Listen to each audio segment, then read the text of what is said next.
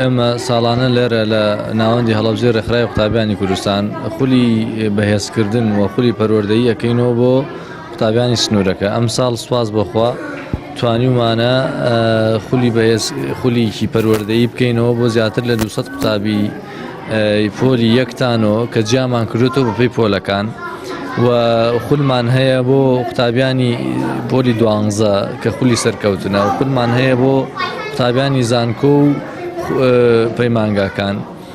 سوپاس بەخوا ئەمە ساڵانە زیاتر لە 5 بۆ 6 خول ئەەکەینەوە بۆ هەموو ئاستەکان ئەوەی قوتابی بێ لە سنووری پارێزگای هەڵەبجە لە ئێمە سوودمەند دەبێت. ئێمە لێرە جگە لەوانەی ئینگلیزی و بیرکاری و ئەوەی کە لە قوتابخانەکان ئەخوێنرێ، وانەی ژیانی پێغەمبەر، وانەی فەرموودە، وانەی قورئان و شێوازی دروستی بەکارهێنانی تەکنۆلۆژیا و ئەنتەرنێت لەگەڵ هەندێک بابەتی تەرفیهی بۆ قوتابیان وەکو گەڕان و گەشت و خولی وەرزشی و هونەریشمان بۆیان هەیە.